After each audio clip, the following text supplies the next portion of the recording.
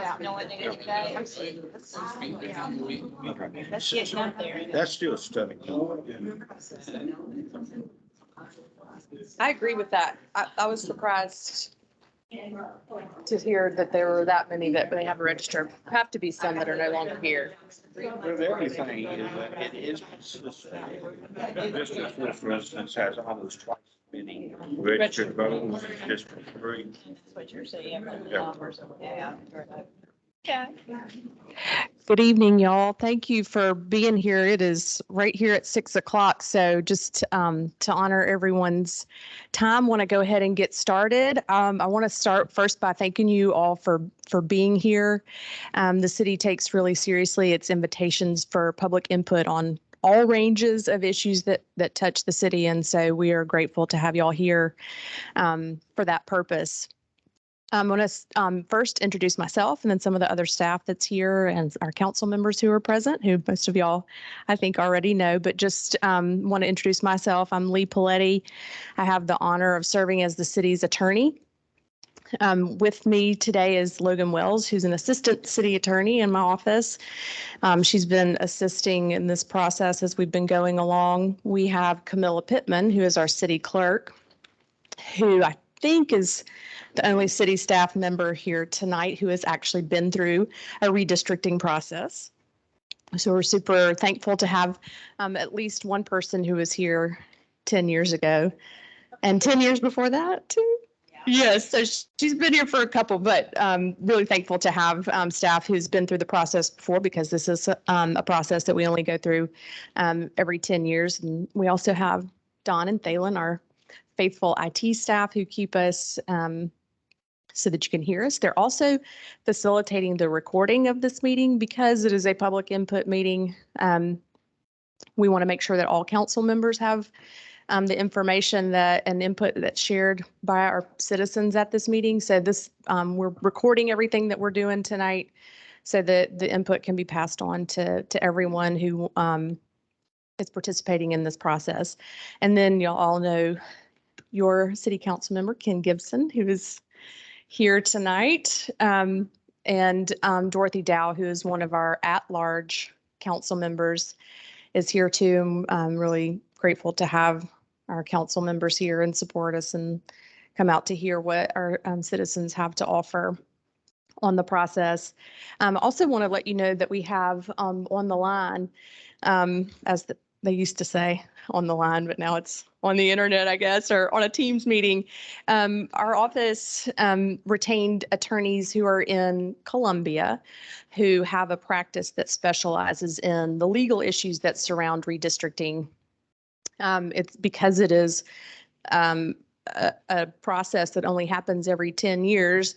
You might imagine that there aren't a ton of lawyers who make it their job to know the ins and outs of election law and redistricting law, but there are some. And our team is out of Columbia. It's Rob Tyson and LaJessica Stringfellow, who have been super helpful to us. They are actually right now in the middle of a redistricting trial that's in Charleston.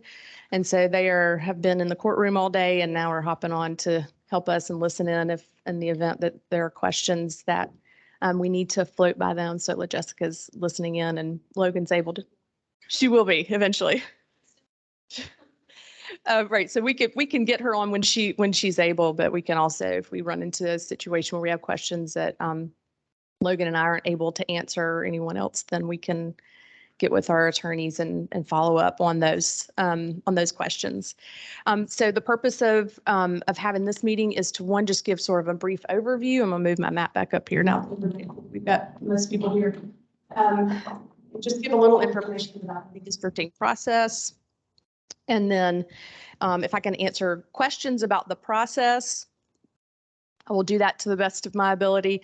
And then we want to give you all the opportunity to give your input on what you hope to see in the process, what's important to you as members of the community in this process, and the purpose for having Ken and Dorothy here so they can hear that and take it into consideration. Council is ultimately who will be voting to approve a newly drawn district map. So that's why there having your input is critical in this process. So first thing that you might have in your stack of documents is just an agenda, just sort of a loose outline for what we'll do tonight that we don't have to follow strictly, but just for your reference.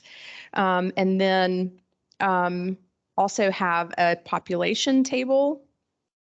Just got the green printing on it here that we'll refer to in just a moment.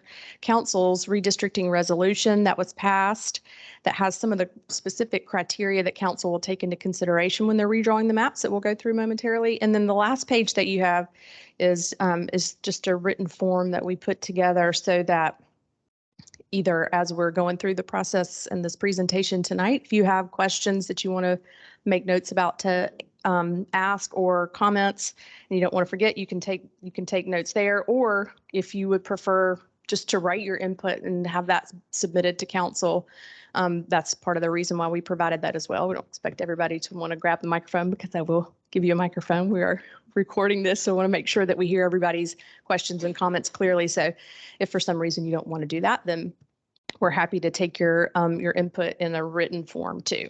So the first question then is, why are we doing what we're doing in the form of redistricting and redrawing the city council member map or district maps?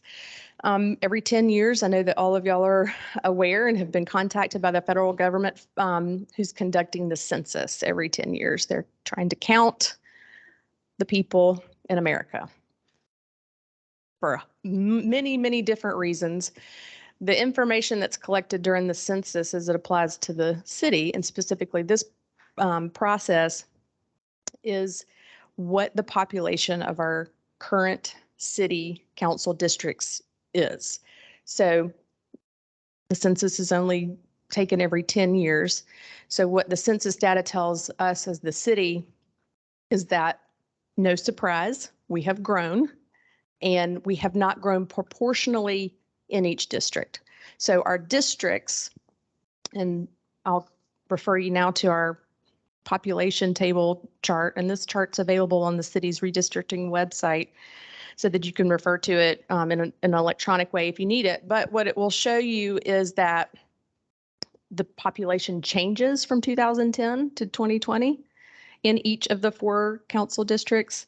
And then it will also show you in that last column the population changed needed for redistricting. So the concept of redistricting is based on equal voting weight for each citizen.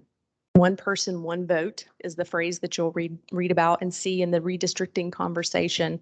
And so when you have council districts that are disproportionate or malapportioned, is the word used in the redistricting lingo, the governing body for that political subdivision is charged with rebalancing the population in each of those districts. So the easy math for that, for non-math people, is you take the total population that's reported for the city in the 2020 census data, so not today, but what was recorded in 2020, and divide it by 4.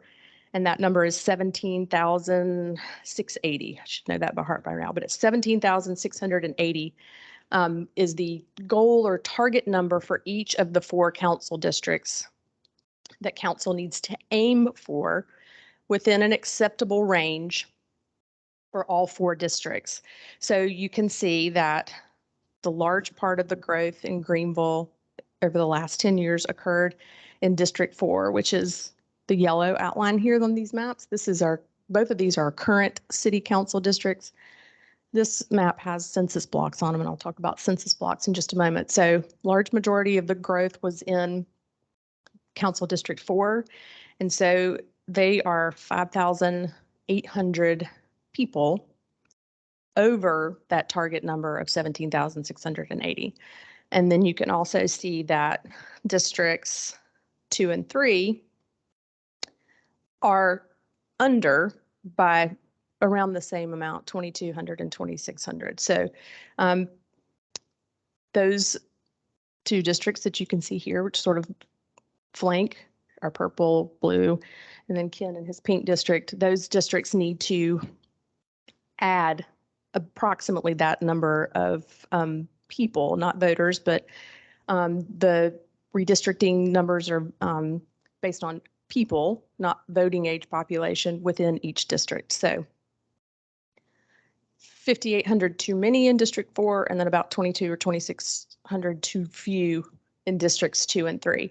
District 1 is within an acceptable range of that goal number. So that doesn't mean that the shape of District 1 up here won't change, but it is not necessarily, there's no legal requirement because of the population in that district.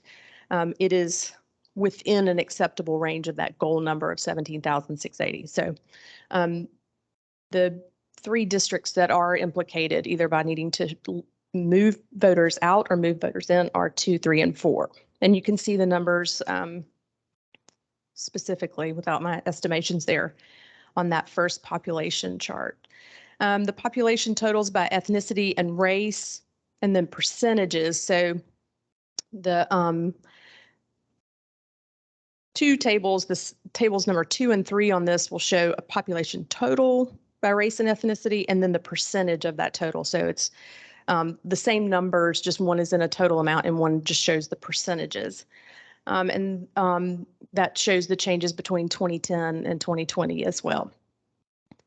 So as a result of the census data, council was charged with reapportioning the council districts.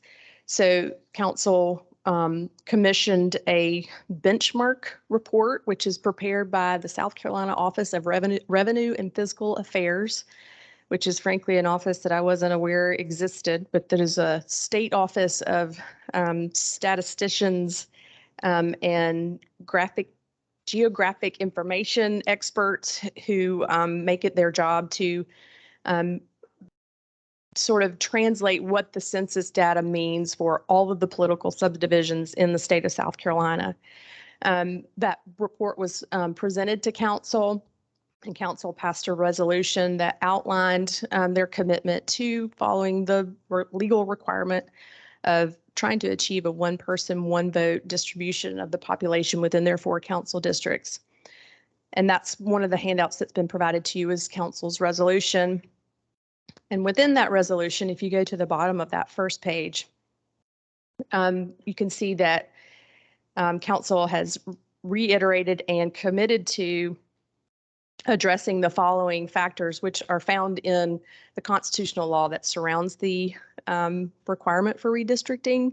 And so some of them, frankly, when you read them, don't make a lot of sense because they don't use words that regular people use. So, and some of it's some really old language. So I thought we'd just go through those briefly and try to shorten and make those a little bit more clear so that you understand what council's priorities are and commitments are when they're redrawing these maps. The one overarching requirement and goal is to accomplish a 1 person, 1 vote distribution of population among the districts.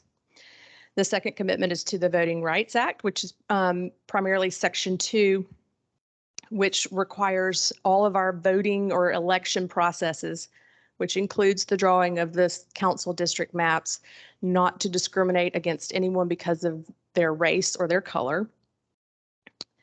The districts will be drawn contiguously so that all parts of the district are connected to each other.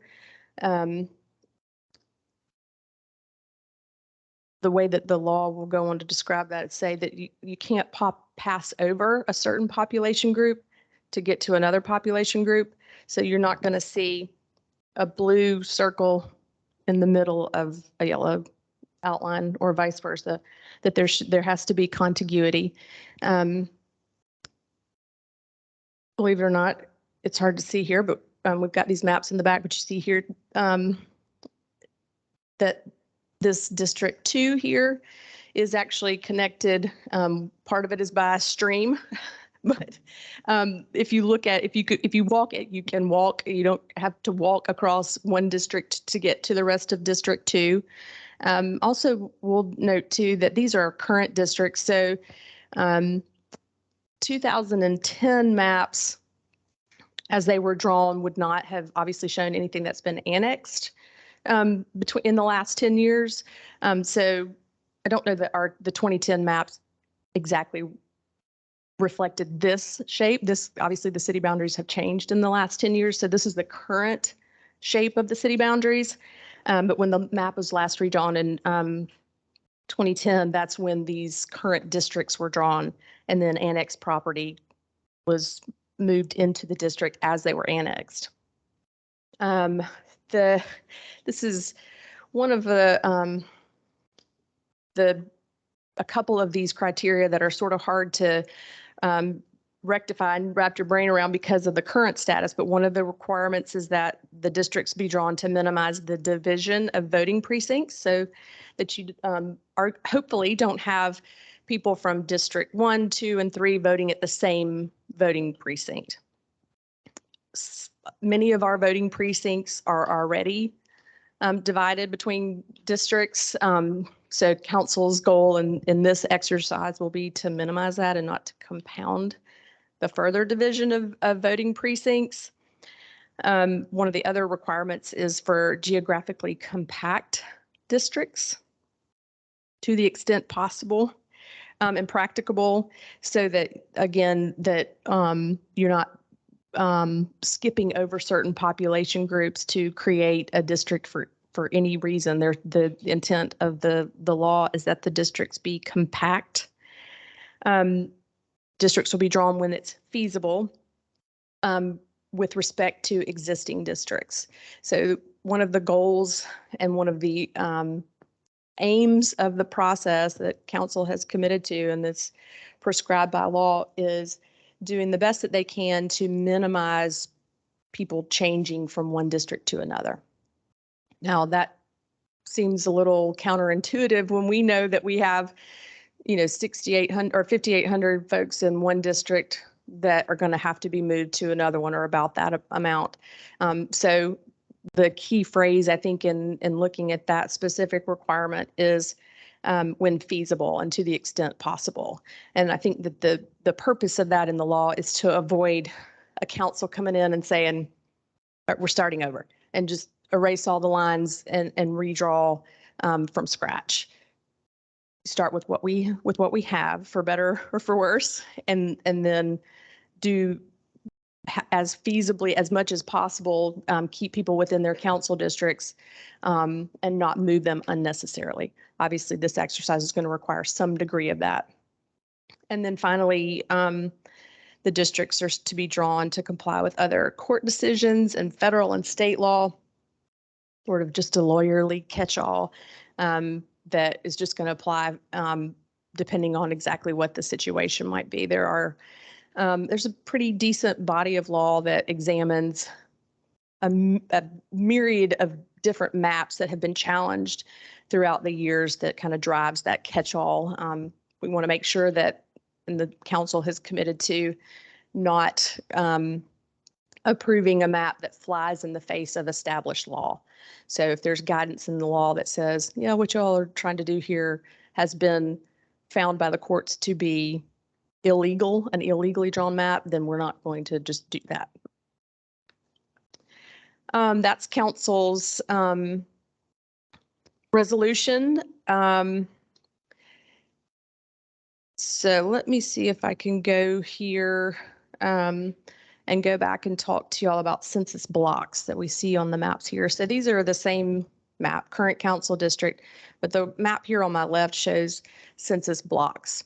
And census blocks are what kind of look like streets on this map. They're in the black lines, but these are the smallest geographic area that we have population data for from the census.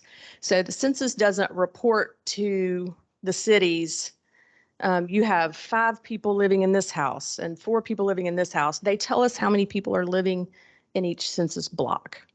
And the blocks can't be divided in the redistricting process because we don't know how many people are in half of this block.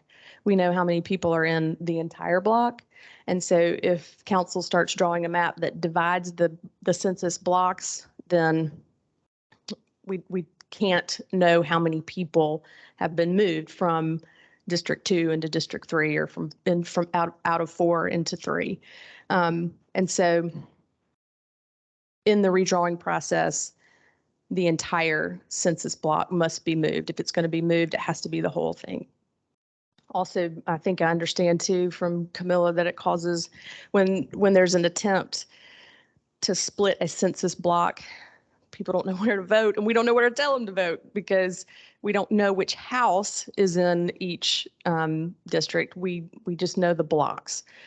So you can see that they have different sizes geographically. You have, some larger census blocks here with some really, really strange shapes. And then you have much smaller rectangle type ones. There's no criteria in the law that dictates how many people are assigned to a census block or why they're drawn the way that they're drawn. Sometimes they follow roads, sometimes they don't.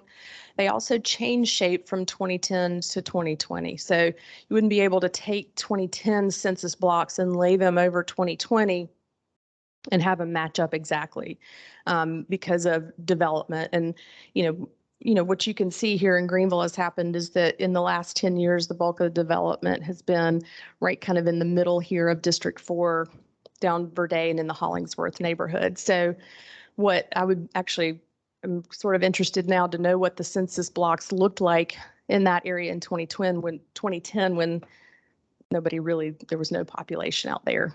That's obviously drastically changed now, but that's the reason why entire census blocks have to be moved among districts. So, we can't move a street or a house or scoop in just one apartment complex. It has to be the entire block. Now, one of the criteria and priorities that council is charged with and can make one of their priorities in the way that they consider redrawing these maps or identifying and preserving what is referred to as communities of interest. I think the better way to describe that is just to call it a neighborhood. Like what I would call Nicholtown would be a community of interest. And so council members, whether it's Ken here in his district and the way that he views Nicholtown as a community of interest and his commitment to keeping the entire community within one district. But, Dorothy, who is at large, who represents all of the city, also has the ability to identify and choose to help craft a map that preserves those communities of interest is something that is encouraged and certainly supported in the law. And that's true across district lines as well, right? So all the council members, whether they're the single member districts 1 through 4 or at large, are free to and encouraged to identify communities of interest that they wish to preserve. Sometimes what you might get is a disagreement on exactly what area constitutes the entire community of interest.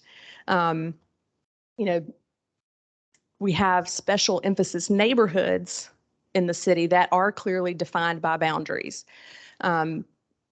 Not exactly the same thing as a community of interest, but could certainly be considered some guidance for that. But I don't know, I think that, sometimes what you have is people who think they're in Nicholtown, but they're like, no, that's not really Nicholtown. You just think it's in Nicholtown. It's just, or in the North Main area, wherever it might be.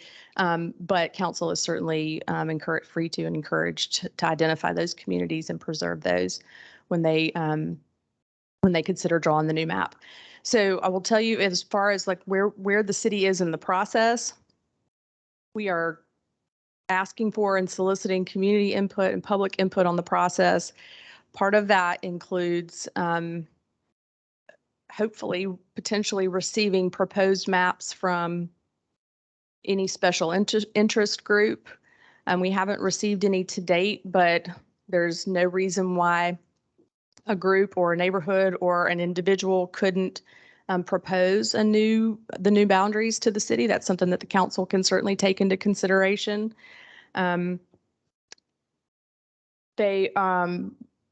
We're also have created a website that has a lot more information that might frankly be a little bit more a little bit easier to follow, and has current council maps. We also have some interactive maps on the website too that will allow you to see the population within each of these voting blocks. You can see the difference between 2010 and 2020 if you choose to look at that, but anybody has the ability to go in and click on any one of these thousands of census blocks and take a look and see how many people are there. Would this be a meaningful area or census block to move from one district to another? And there's nobody who's who has the corner on drawing the maps, is what I'm trying to say. That this is not a proprietary type of exercise. It's drawing the boundaries, following the criteria that are prescribed by law. Now, the technical piece of that, which is a software program, we've got information about the software that our city, that our geographical information systems, are affectionately known as GIS staff, use to assist in drawing the new map. But that just has the census data built into a map and allows them to move these census blocks around as an experiment, and go in with a cursor and touch these and say, I want to move those from 4 to 3. And then it'll instantly tell our GIS staff how that changes the numbers, right? So how much closer to our goal number does that get 3 and 4? What is the effect of that? But as far as a science for drawing a map, there's no science to it. It's figuring out where the population is and how those census blocks can be moved so that we reach as close to the goal number as we can. So council will be working to create a draft plan or a draft map, and then that will be provided to the public for continued public input. Obviously, we think that would probably generate some more reaction because folks will have an idea about whether or not they're being moved from one district to another, and where those lines are drawn, and then continued opportunity for public input after the draft plan is provided.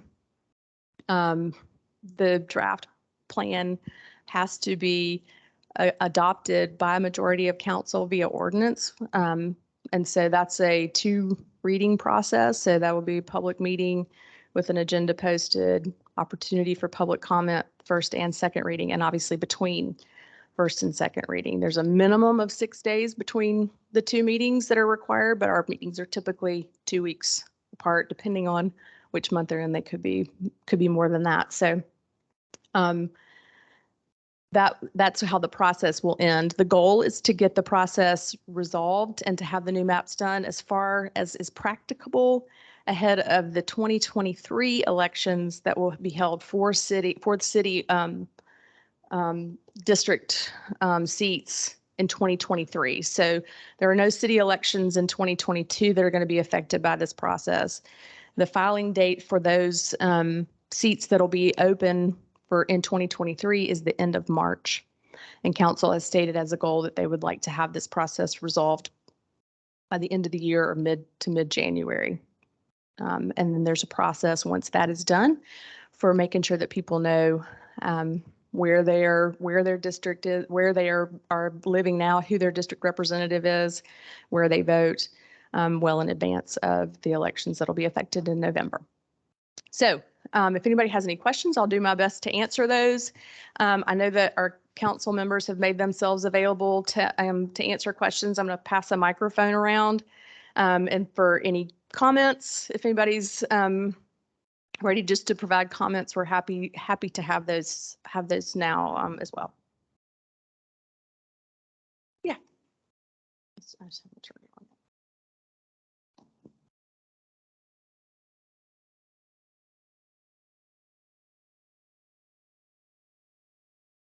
And you might Yes. add, because it came up last night, this is the 3rd of 4 district meetings.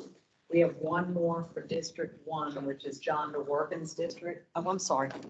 Sorry, this came up last night. We do have one more district meeting on the 17th October 17th. for District 1. Just which is, and it's held, it's being held, we've held and scheduled a meeting in each of the districts for the convenience of the citizens of each district, but everyone is welcome. Just because it's in District 1 doesn't mean that only District 1 folks are invited. Everyone's invited. It's October 17th at the Bobby Pierce Community Center, also from 6 to 7:30. And so we wouldn't expect drafts before that, before all communities have had a chance to have their district meeting. That's So right. just wanted to point that out. Yes. The final one. Thank you. Yes.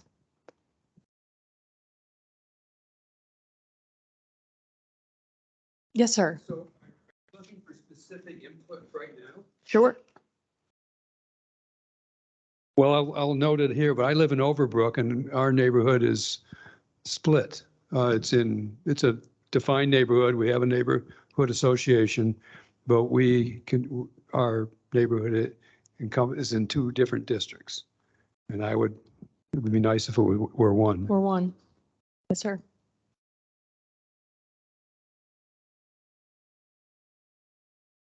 I wish I knew a little bit more about the history of Overbrook.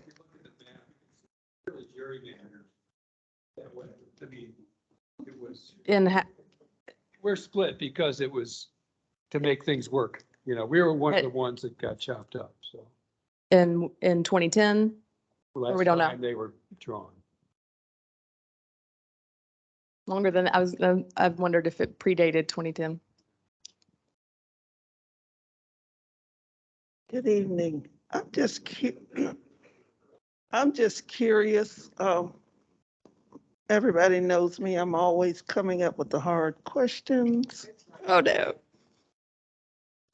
We have 2 at-large people. Is there any reason we can't have 6 districts? That is a really good question. And right now, by ordinance, we have 4 single-member districts Okay. and so 2 that- at-large seats. So for that to change, council would have to change our ordinance, and it would require a referendum to do that.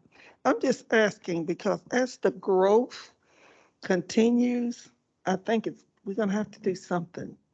Or we'll be back here again doing the same thing, moving lines. This city is just bulging at the seams. We're gonna have to do something. I'm It's just hard for me to wrap my brain around this growth. growth from 10 years from now, what that Well, will look like, but That's where I'm going with that. I'm And- just saying it in an effort to get in front of it, we're gonna have to do something because it continues to, how many times can we move these lines? right. And we've had some questions about that, about sort of either preemptively redrawing lines in between the census Mhm. years. And that's not a legal option because the numbers must be based on the census data. Mhm. And it's the census data. So the census, was taken in 2020. Yeah, They don't even report the numbers out till the end of 2021. yeah. And now we're at the end of, approaching the end of 2022. So our numbers are already off. Yeah, And yes, this year, yeah. yes, right, that no one in the country got the data till the end of because of September, but COVID. Yeah, COVID kind of threw everything. that was, yeah, I think. Yeah, and people stopped, they stopped collecting too early. We missed a lot, but in neither here nor there. Right. I'm just trying to get in front of this. We're gonna be back here again, redrawing lines, and I'm just trying to get a resolution because the area that has just bulged, for us to move those lines is going to be really challenging to keep our special emphasis neighborhoods intact. I'm just trying to. Yes, ma'am. To do what I know my neighborhood presidents would want me to do, just speak out. That is what we are here Yeah, for. I'm here for our neighborhoods. If we don't speak up for us, nobody else will. Okay? Not trying to be anything other than a servant of the neighborhood. Yeah, Yes, ma'am. okay, put that in the book. Thank you, Priscilla. We'll make sure it's heard. Oh, you're just a couple of minutes too late too, because we have another special guest who's walking in right now, but I'll let y'all applaud her when she gets here, Miss Lillian, but she would like to hear that. We'll make sure that she gets the whole message though. She just missed it. No, no, but that there is the opportunity for that, but there's a process. Yes, ma'am.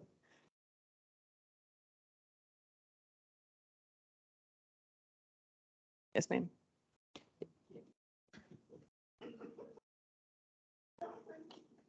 Oh, can y'all pass the microphone up to us?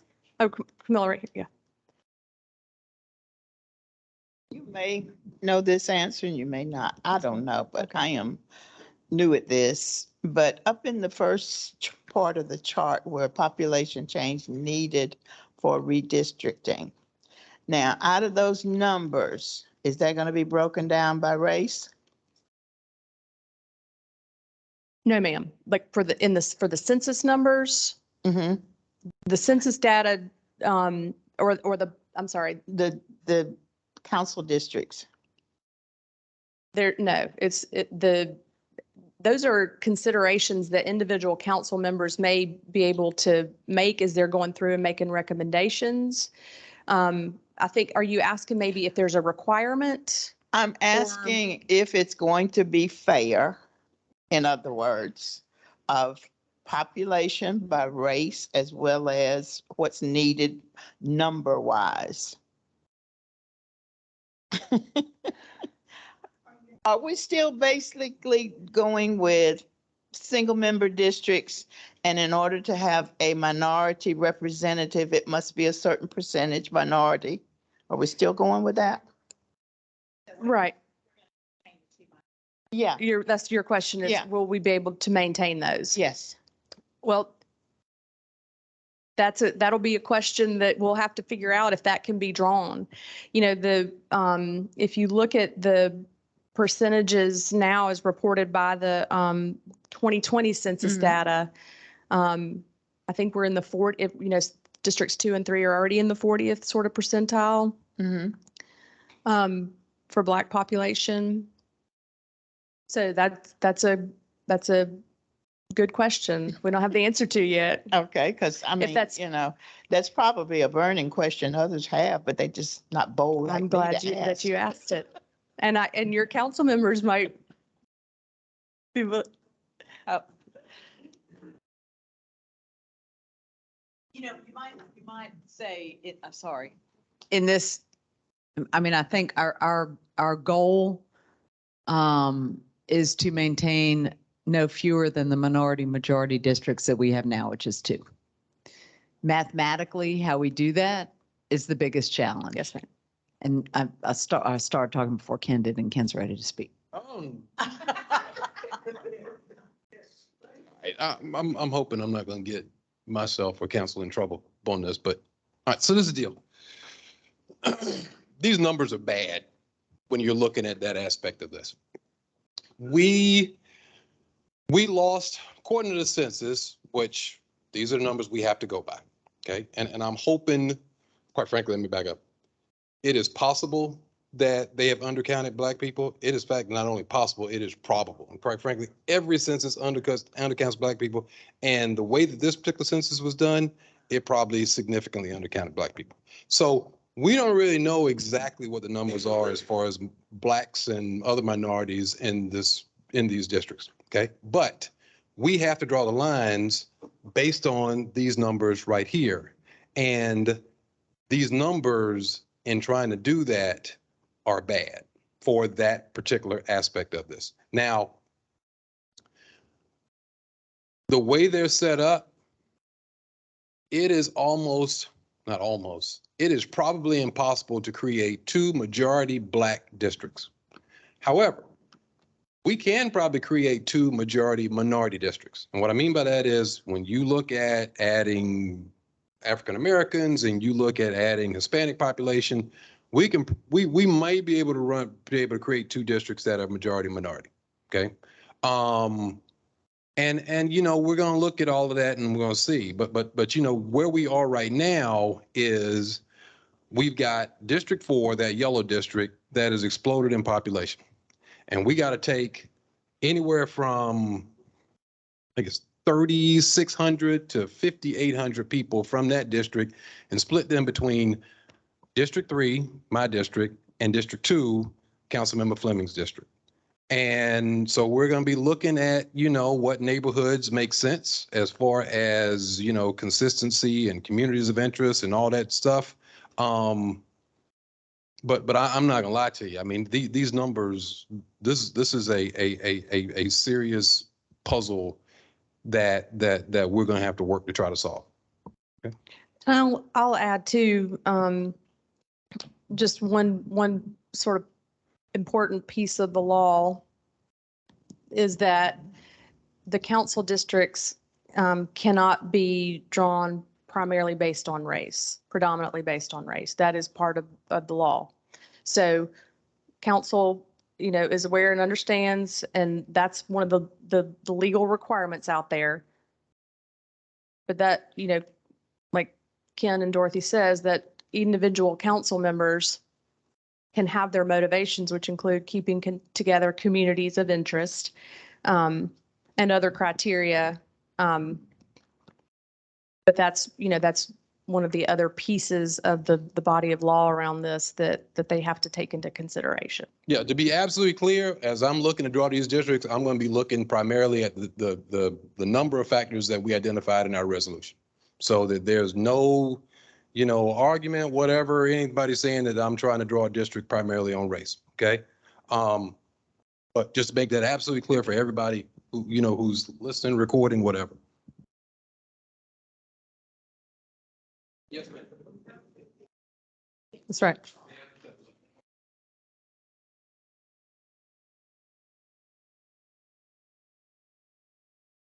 Yes, ma'am. Right. So 2 will need to grow out from the border of 2, and 3 will need to grow out from the border of 3, and you know, whichever way you look at it. 4 will have to shrink its contiguous borders, but cannot go, 4 cannot pop a giant yellow circle up there in the green. Okay. I think, Yes, they can. Yes, they can. They could move around, right? You could shift, say, and this is hypothetical, but you could shift 3 to 1 and pick up, you know, from 4. It is almost like a, you know, sliding. Just think of it as sliding lines. And in the end, the goal is roughly equal number of people based on the census numbers.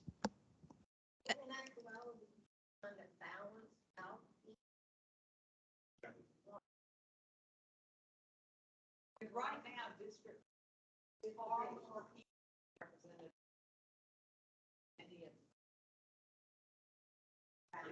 Right. I think Right. that- And let me, yeah, so just for the record, the question was just generally, we're trying to balance out the number of people within each district. And the answer to that is yes, ma'am. And let me offer this too. We talked about a little bit of the deviation or the wiggle room. We call it wiggle room. So that we've got our goal number. Generally speaking, the guidance is that we stay within 10% of that number. So as much as 5% over that, or as little as 5% under. So that does provide a little bit of space. No. No, ma'am. Ms. Reader, and then I'll get to Ms. Right, the number of people counted. Yeah. That's right. And it also doesn't include too, because we had this question, I'll make, just in case that's in anyone's minds, does not include anything that's been annexed since 2010, since the census. I mean, 2020, functionally that would, you know, would obviously affect the voting dynamic within a district if you've had areas that have been annexed in, but for the purposes of reaching the numbers that we're working towards, annexed properties since 2020 are not included in our numbers. I We'll was give just, you this right after this, Mr. Kilgore. Thank you. I was just going to add to that is that a couple of years ago, there were some hearings held at Greenville High School, and people talked about the redistricting coming up. And it was requested by several, Lillian was there among that, is that the city actually hire someone to do the division of lines that don't have a dog in the fight. Mhm. In other words, instead of allowing the politicians to line up their to line up their voters so that they can always be reelected all the time, Right. is that if we hired someone, an outside entity, to do the redistricting, because they wouldn't know who's in favor of who, and it would be divided more fairly. And I didn't know if there was ever a ruling or a follow-up on that. Lillian, do you know if there was?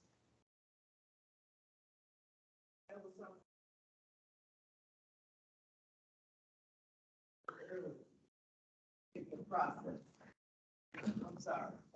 That is something that when we first did the resolution, we should have decided whether or not we were going to do independently or hire an outside person to do that. The state comes in and gives information and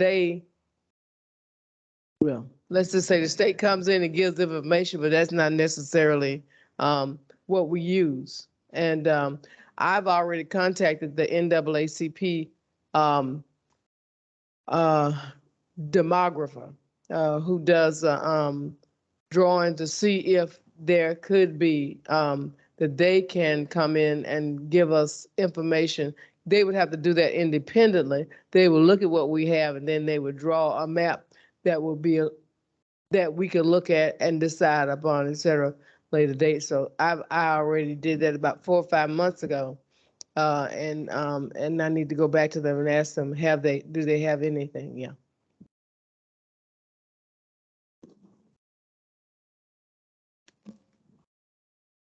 I think Mr. Kilgore is ready, has been waiting patiently. Thank you.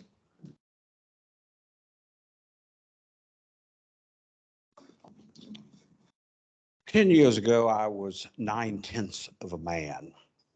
And what I mean by that is that being a District 2 resident, there was 6% more than average of the citywide average in District 2. That's one reason the district is so big today, is that it had a running start. Today, I am 6/10 of a man. I've shrunk that much.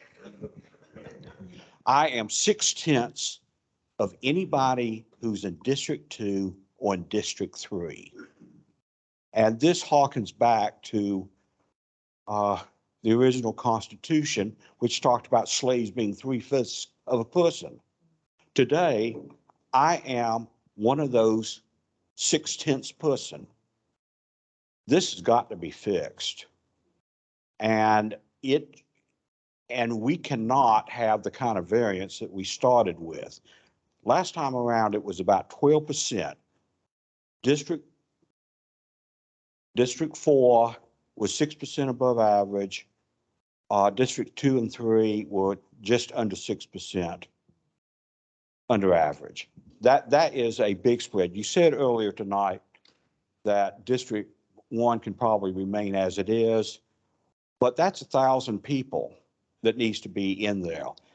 That puts District 1 more than 5% under average. And that is, given that the little zoning blocks that we're dealing with rarely have more than 100 people, there is no reason why we can't get to plus or minus 100 people per district. Given the level of data that we have, I think anything more than a 1% variance in districts is absolutely wrong. The second thing is I went to the county today And I've gotten some insight as to what has happened. We have, City of Greenville, believe it or not, there's a number of people that vote out of Malden districts. But only about 5% of the population, or 5% of the voters, are coming out of the districts, 2/3 of them in District 4, the other third of them out of District 1. There are 23 named Greenville voting districts. Of the 23 voting districts, 3 of them are divided among 3 council seats. There's only 7 of the 23, 7 out of 23, which are for 1 council member only. So the nice resolution that we have about the number 4, districts will be drawn to minimize the division of voting precincts. That totally failed already. That just failed. That really complicates the administration of elections, and you don't know what kind of mistakes are being made when you got harried poll workers sending people to the wrong voting machines. A lot of y'all volunteers, you know how complicated it is. And we are setting ourselves up for trouble.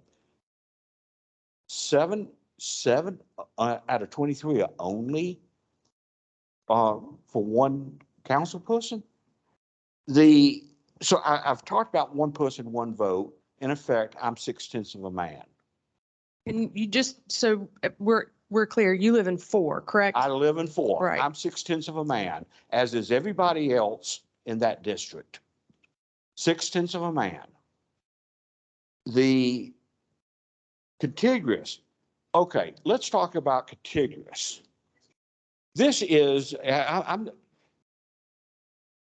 we got one side of a road here, and then it goes down a stream, 10 feet wide. We got a diamond shape here, another diamond shape here, and up and down, up and down, up and down, up and down, up and down. There is the idea of this is not contiguous to that. This is not compact. And this is what happens when the sausage making process is not of the public. Tonight, 9 months after the council resolution was voted on, we don't have a proposed map to look at. We have only 3 months, less than 3 months, for city council to do its thing. And they can't even start until 2 weeks from now after we've had the last meeting. Then, let me tell you what happens. The council people get together, they never have a meeting, but they go 1, 2, and 3 into a room. Can't be 4 because that would be a quorum. They go into a room, they consult professional staff. No member of the public is allowed in. There is no recording of any of this stuff. And this is the way the sausage is made. There is no independent commission. There is no public input. There is nothing until you get a map. And that's the map to be voted on. Now, yes, you have the right to comment. But you know what? Have you ever been to a city council meeting? You don't get to engage with the city council people. You get 3 minutes before the meeting starts to say your piece, and then you sit down. That is it. That is not public engagement. This is a hidden process. It is not open government. This is not the Greenville way. Greenville is about open government. This is sausage making at its worst.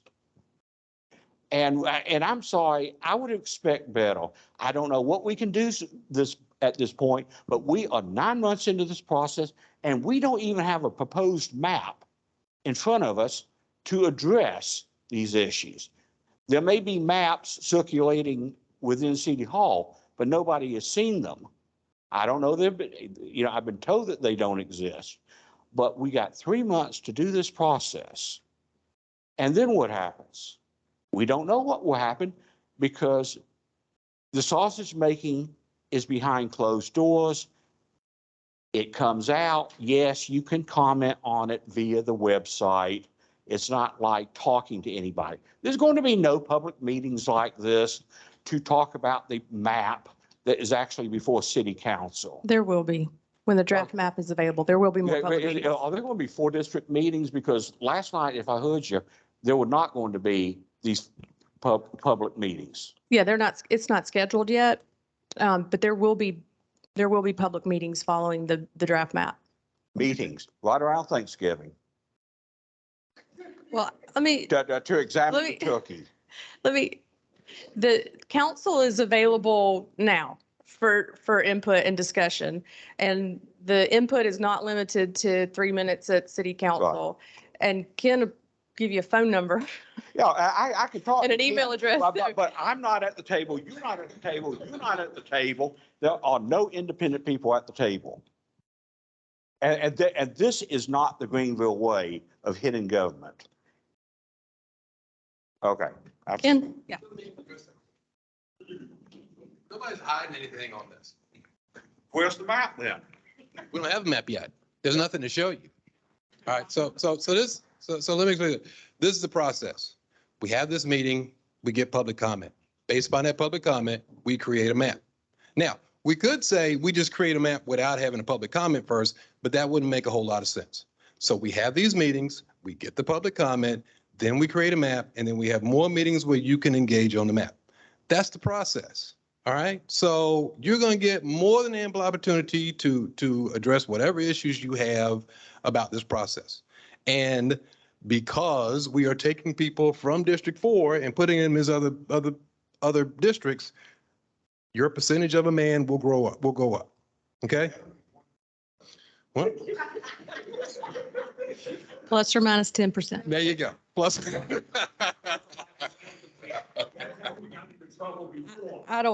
I think,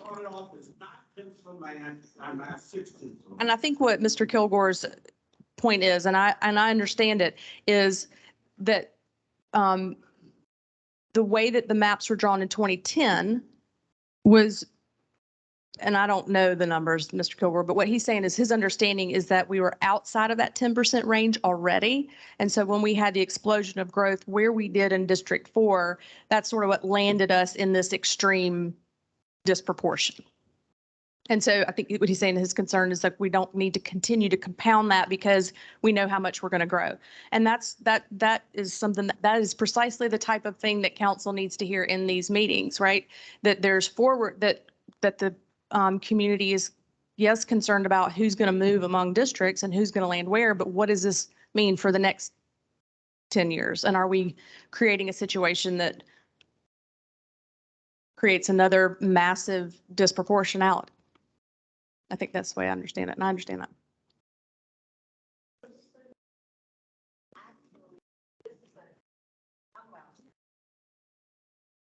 What are the percentage public that really listen to comments? 100 of the public comment that we get. And all comments, they have to be saying with all of this information has to stay with us, but how many years ago. Everybody's comments remain with this recording and with this documentation, and we have to listen to all of it. And they do implement some of them. Yes, and some of them are not necessarily giving directions, like you had one person says that I work better with this council member and I want to be in this district. That's a comment, but I'm saying it makes no sense.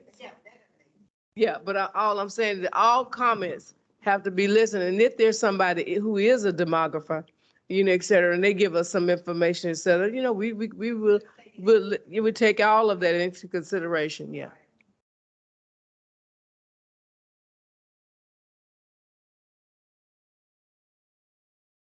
Thank you.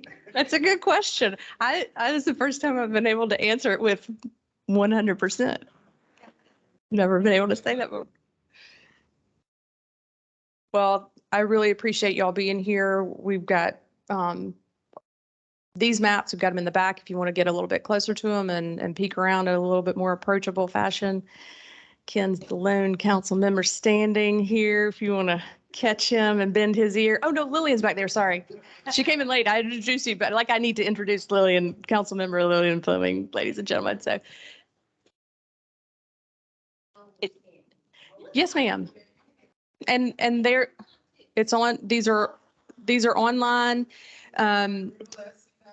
Gov, or just, if you just Google Greenville, City of Greenville redistricting, it'll take you straight to that page and even more information and a really, really cool interactive map that lets you look at the census blocks. And that map does have demographic information for each census block as well. Yes, sir, Mr. Mitchell. Just a quick question. Does the interactive map have the capability of changing the population so you can put it to see how you can make it equal? It does not. It doesn't. And we tried really hard to figure out a way that we could do that. There are several free programs that are available that you can download from the internet that will let you do that with Greenville's data.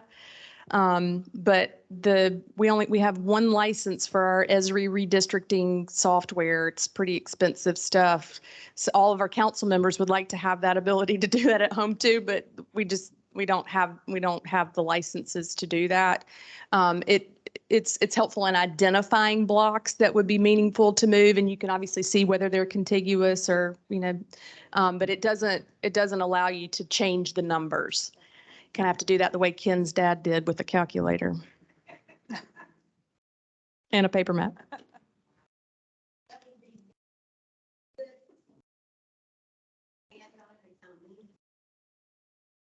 It would. I'm going to tell them we need to have that in place for 2030. Some of us attended the class this year. Yeah, that's what I was asking. Yeah, we attended the class several hours, several weeks. Did the county do it? I think it was a state, but we were able on our own computers to do it. And we were able, we have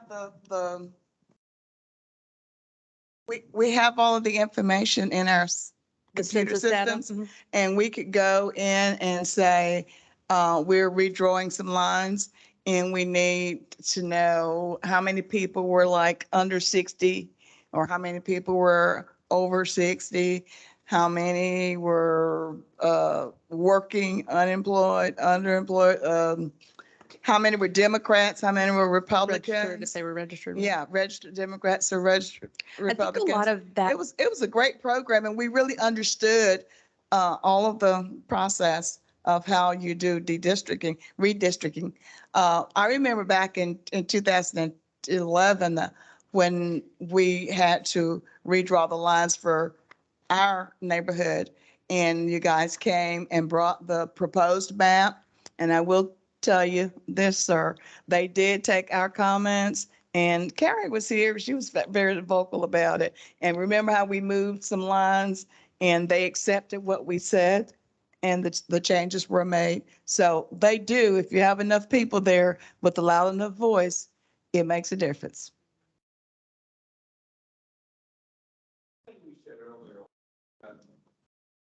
The lady in the back, excuse me, I'm sorry, I don't know your name, but you had raised the subject of increasing the number of districts or converting the at-large to district lines.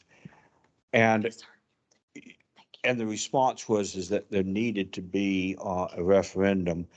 I have looked at the city code, and where it specifies how the districts are divided, it's just another part of the city code. I could not find anything that required a referendum. Where are you getting that requirement from? And I just would like to look at it. I'm not doubting what you say, but, why is that anything more? I'll let our city clerk answer that question. Oh, thank you. Probably around for the last time we had a referendum. While I was living at this time in 1975, they passed the Home Rule Act. And at that time, each municipality was required to determine what their form of government was, what their form of election was, and to determine their districts. Prior to what we currently have, we had what was considered S1, S2, and I believe they were all six had an S number as to a section to them. So at that time, August of 1976 is when we were reincorporated by state law, and we selected the form of how we were going to do business. And this included the 4 districts, the 2 at large, and the mayor.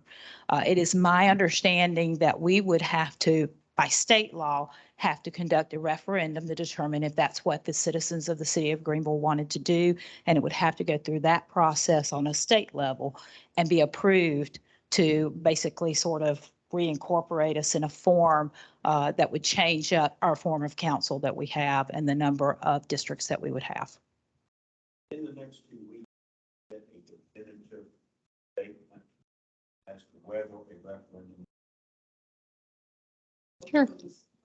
Accepted from the state attorney general. Is that what you're saying? He's asking if we could have confirmation of that fact and what the process would be. So. Well, I mean, we have 2 attorneys here, local state attorney general, and see whether that is a correct reading.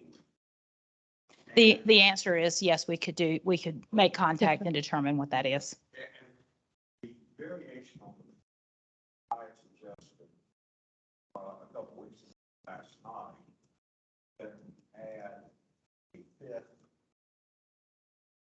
district, basically divide District 4 in half and have the 3 districts give population to 4A and 4B. And that would be the best way, in my opinion, to keep current districts intact and respect the community of interest that are there now. And, you know, if there needs to be a referendum in order to accomplish that, obviously we don't have time to do that.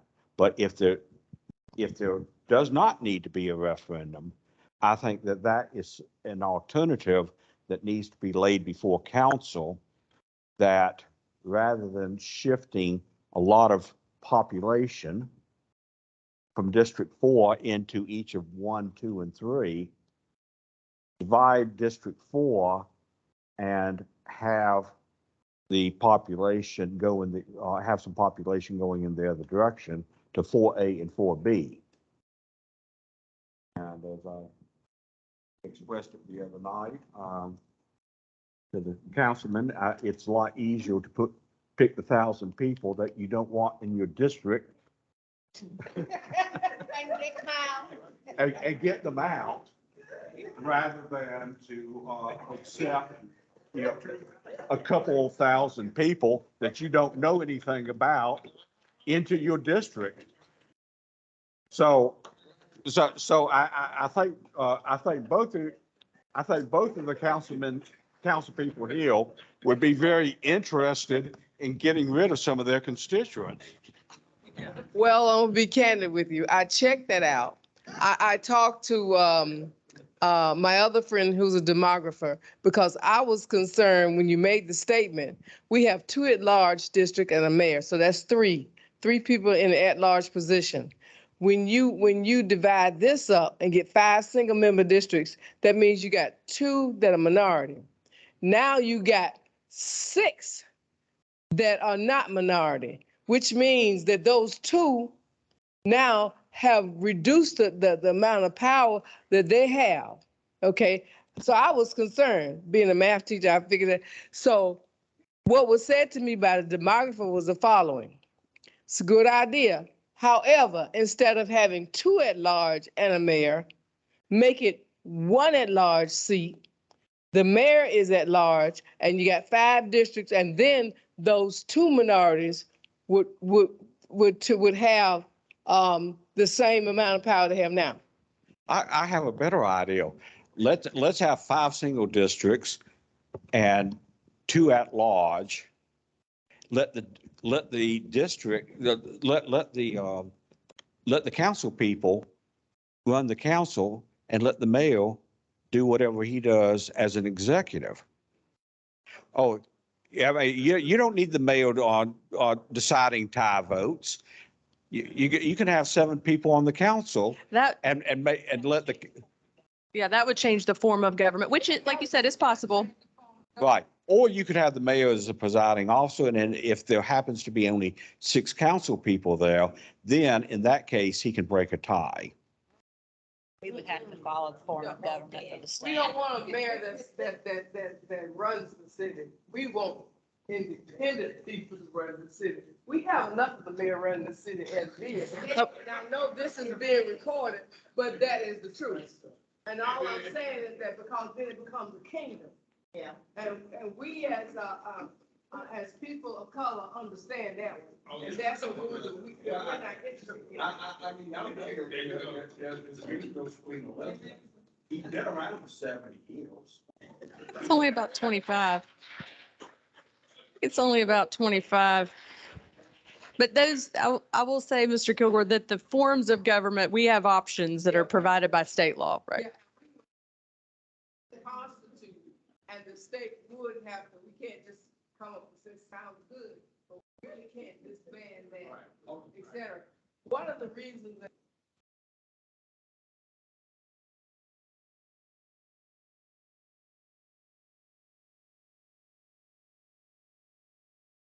when it was changed this way because the city of Greenville even got an African American and helped that one person run for city council. But at that time, we had all at-large seats, and they could not get the people to vote. So they said, no, we have to change it so that it's got to be inclusive and got to be diverse. And so they changed it in the 70s so that we will be inclusive and all neighborhoods would have an opportunity.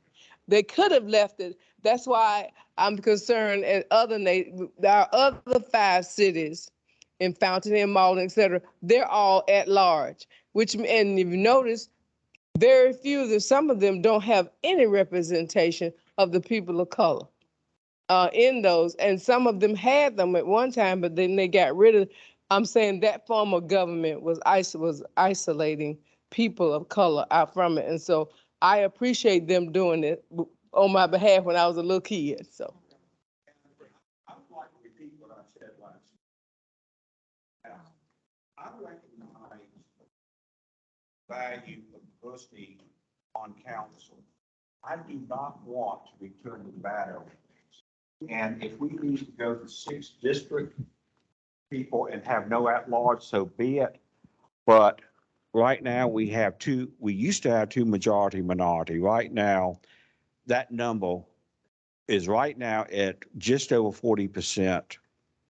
And if you drop in 2,000 and 2,500 people from District 4, 85% of which are not minority, that is going to radically change the dynamic. And I think it would be a public tragedy if 4 years from now, we have no minority people on council. And I am absolutely opposed to that. And out of this, and if we have, and if we need to add a 5th district or a 6th district, let's have a referendum. But we have got to have multiple minority people on council, because if that does not happen in what city council produces, there are going to be lawsuits, and there's not going to be qualification for district positions in March. It will be June before that happens, because if there's any bump in the road, the qualifying is going to have to be deferred, and that means I don't think the election's in November, next year will be deferred. But what that means is you'll be qualifying in June and having runoffs in July. And that's where we're heading right now. I can just about guarantee you there will be litigation to challenge anything that this council comes up with.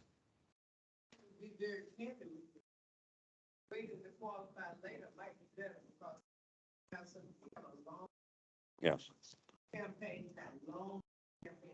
That's another issue. So it might be better for us to change our line. Lines from March down to something like that, in order so you don't have to run from March all the way to November. Yes. That might be one.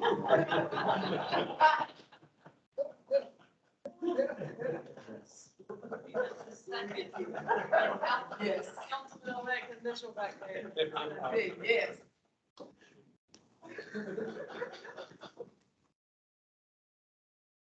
I'm going to say one more thing that indirectly impacts this. The decisions that are being made by city government, city council, and everyone about what gets built, where it gets built, and when it gets built, who gets tax abatements, who gets FELOs, those kinds of things impact what you're trying to do here. Because the more you promote Greenville and you have companies and developers come in that say, yes, we are going to build market rate homes and we're going to build lots of them and they are going to be very expensive. That means that the people that sit in this room, for the most part, will not be able to afford those. And we will end up going elsewhere, no choice of our own. So what you're saying is very true. Yes, we don't want to have a homogeneous council, but our actions are promoting that concept when it comes to city council representation and when it comes to your districting. It's going to be very hard for us to have any kind of a minority representation in a district in the next few years. So we need to do something now and make it last until 2030, because this may be our only shot.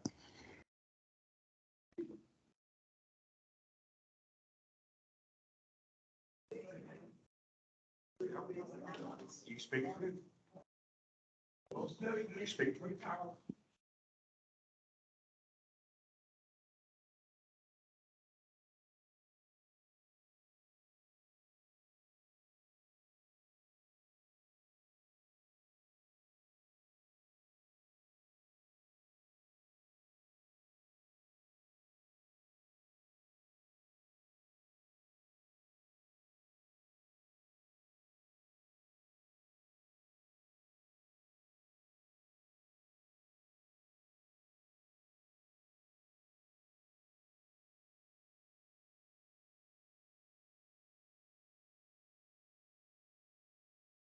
The explosive growth in the last 10 years. And then what we see going on still, I mean, and everybody wants to live here. Everybody wants to live here.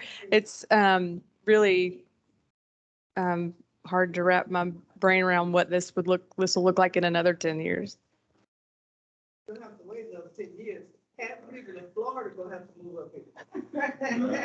So Half the people in Florida, because there'll be another storm. Half the people in Florida, they'll just come midway.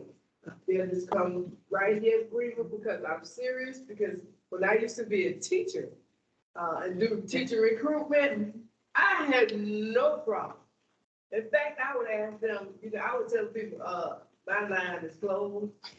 I'm serious, and I would be in New York, I would be in Michigan, I would be in Pennsylvania, I would be in Ohio, I would be in Georgia. I mean, I'm serious. I would close my line. And some places we could not travel in twos, we had to travel in threes and fours because there was so many people. Florida, I told them I would not go back to Florida again because you can't, I mean, they're always coming. I mean, I think they've got groups that just start coming up here because not only the schools were great, but our cost of living, but the other thing, our insurance was much better. And they moved, and they're moving, they still moving to Florida. The retirement people are coming to Greenville now. That's why we're getting so many new retirement centers. And the hurricane victims were on the news just this week. Some of them were here or here. Built a beautiful city. Ken? A lot of people move here, but I can tell you right now, determining things, where all this growth is happening. We had a situation where there were hundreds of acres of land, which was at one point undeveloped or not able to be developed, which all of a sudden was opened up to all kinds of development. And, you know, so when we see development over the next 10 years, we're going to have people move into the other districts, but we still have all that undeveloped land over in Hollingsworth that's going to be filled up. And it's just, you know, it's just one of those, I mean, it's just one of those things. I mean, when you take a city and all of a sudden you take that much of land and you say, okay, build, then that's what's going to happen. And a lot of that stuff, it's not being built with tax incentives. It's like, quite frankly, when we give tax incentives, we actually, we generally try to hog tie affordable housing to it. So if you're going to get some type of tax incentive from the city, you're going to do some type of affordable housing. Now, we need to do better as far as what we're doing as far as the AMI percentage. But if we give you money, you're going to put some affordable housing in there. But what's killing us are all the people who are developing without those tax incentives. And they're, you know, because code is code, they're able to do that. So now you have, I mean, if you go through Hollingsworth from what it was 10 years ago, and I mean, you can just, I mean, it takes you almost two hands to count all just the apartment developments that have popped up. So you take all those apartment dwellers and you put them into these districts, and then that's when we had a population growth. Now, with that said, these numbers that we're talking about, they're people who live there, not necessarily voters. Okay, so we have districts, like for instance, and I'm gonna get way more into the weeds in this than I very frankly wanted to when I took this microphone. But we have certain districts where we don't have as many kids in those districts as we had before. Okay, so the numbers in that district go down, but the voters pretty much remain the same. You have District 4, which has had a huge population growth, but you have a lot of families with kids, and they aren't voters. So we're evening out these districts as best we can, but in all honesty, the voters aren't going to be equal. I mean, they're going to be districts because they have less children. They're going to be districts that have fewer apartment complexes where people don't register to vote. They're going to be districts that have, you know, all kinds of different factors that are going on that aren't going to have the same number of voters as some of these other districts. So, you know, with that said, we're trying to make the best out of a bad situation. And if we really want to stop it, I mean, it's like I say, it's Hollingsworth. I mean, but there ain't a whole lot we can do about stopping development from private developers who don't have any need for us to give them any kind of tax incentive for them to build what they want to build. So, you know, it's disheartening. It is, and I seldom, I don't think I've ever used this word, but I was crestfallen when I saw the numbers that on the census. You know, given the work that my father did to try to get, you know, minority districts, and then to look at these numbers, I mean, it's heartbreaking. But we're going to do the best we can with what we got. Okay? It's all about economics. And we have to also keep in mind, when you look at the population of 18 to 35 in the minority communities, a lot of them end up in imprisonment. And so those are voters that we don't have, that we could have had, that could kept our numbers up a little bit better. But right, but they get 10 years, so that's several elections that we don't have them. And I think that hurts the area too. And then when you have the low income communities, they're mostly single parents. And then you compare that with other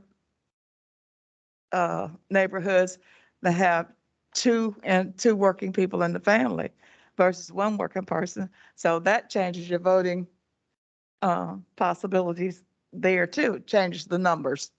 So, you know, it's an uphill climb, but I think there are ways to level it better than what we have done in the past and what we are doing. It's like he said, you've got 3 on the council from one community out of 12 total on the council. 4. Yeah, in the same district. And yeah, 4 out of 7. So that means half. That got half the pool. So which area is going to be most taken care of through acts of the city council? Okay.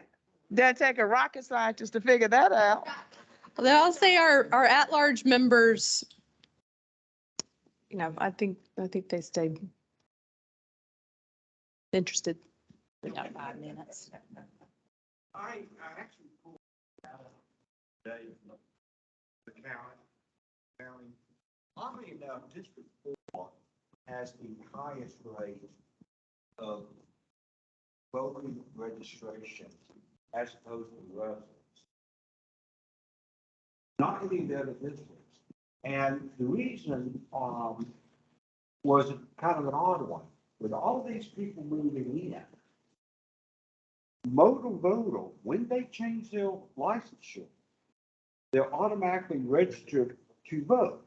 So when you have a whole bunch of new people coming in, you don't need a voter drive. Just changing your driver's license gets them registered to vote. Now, that doesn't mean they're going to vote, but the registration percentage is noticeably higher in District 4. Oh, excuse me. Motor.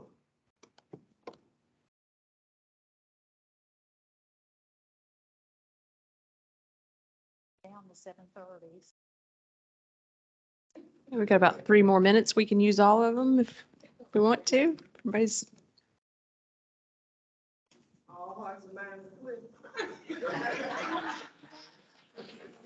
You want to close this? You want to close us out? Amen.